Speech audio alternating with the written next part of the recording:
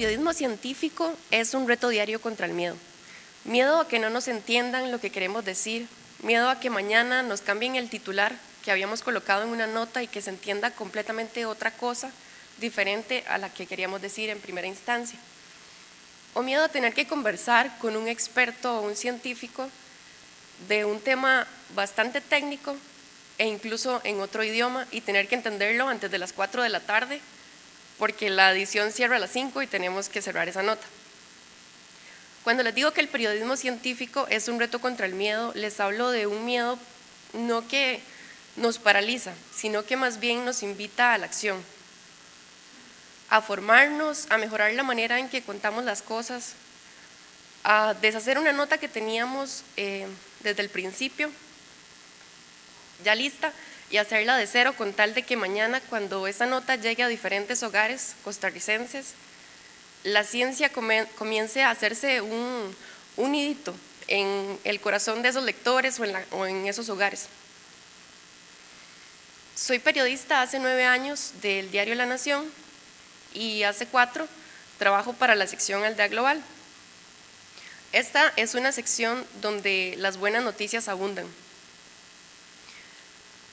Entre esas buenas noticias, por ejemplo, que se descubre una nueva rana de vidrio en el país, o que una científica costarricense acaba de alcanzar un alto puesto en NASA,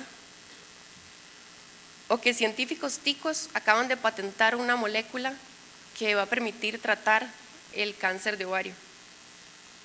Esas sin duda son noticias alentadoras y también me resulta alentador tener la oportunidad de trabajar todos los días en una sección que dedica cerca de 3 páginas diarias a hablar de ciencia, de tecnología, de avances médicos y también de medio ambiente. Por eso, aunque sé que no existen tal vez recetas para saber cómo hacer el mejor periodismo científico, hoy quiero compartirles algunos de los elementos que considero que hacen exitosa la sección Aldea Global, que es para la cual trabajo.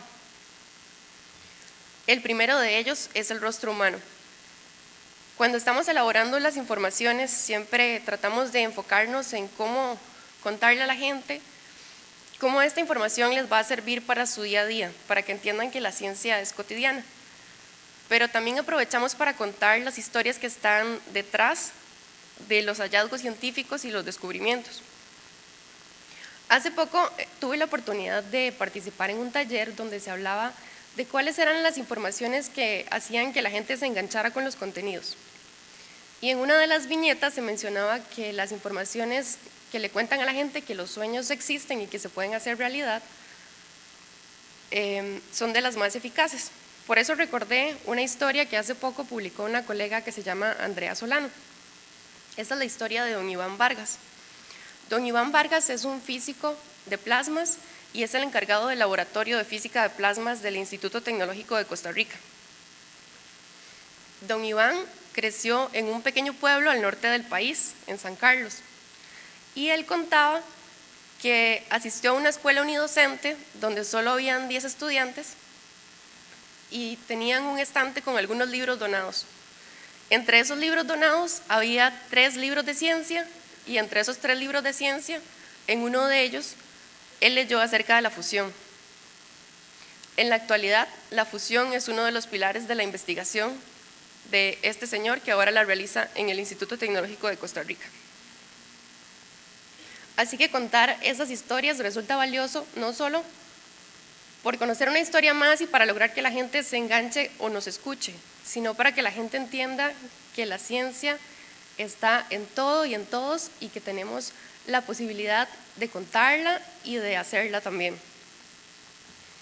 El otro punto que me parece importante es la colaboración.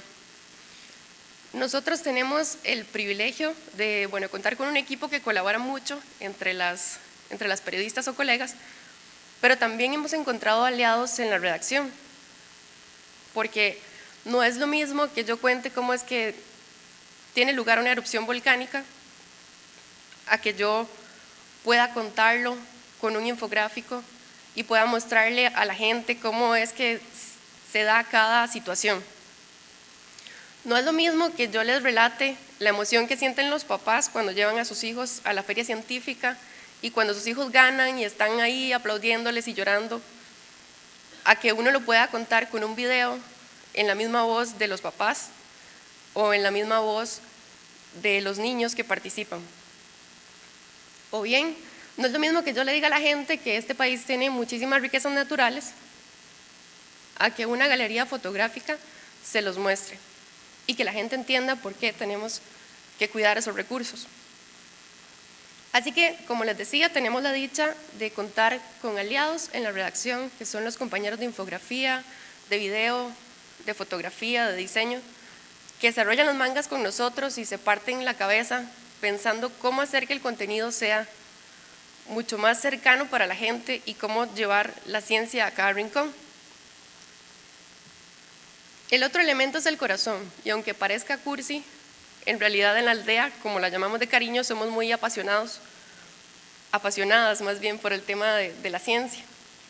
Y es que cómo no se va a apasionar uno cuando se da cuenta que por un artículo que uno escribió, un científico que estaba desarrollando una investigación sumamente valiosa encontró a alguien interesado en financiarla, solo porque sí. O que esas notas que en ocasiones escribimos y que pensamos que mueren al día siguiente y que nadie más las va a ver, de pronto terminan en un texto educativo y que un niño lo va a abrir y probablemente ahí va a surgir la espinita de que quiere en el futuro estudiar ciencia o ser más curioso o saber de dónde vienen las cosas. Y por último está el tema del profesionalismo, que me imagino que obviamente ustedes lo han discutido bastante durante estos días y que pues obviamente es primordial cuando se realiza un trabajo de ciencia. No solo prepararse para las entrevistas o acercarse respetuosamente a las fuentes, pero con conocimiento, o tratar de pulir el trabajo para que ese trabajo realmente motive a la gente y la acerque un poco más al conocimiento. Al principio les mencionaba que el periodismo científico es un reto contra el miedo. Y yo les digo, háganlo. Y si tienen miedo, háganlo con miedo, pero háganlo. Porque no hay nada que sea más satisfactorio cuando uno se convierte en un puente entre el conocimiento y la gente. Muchas gracias.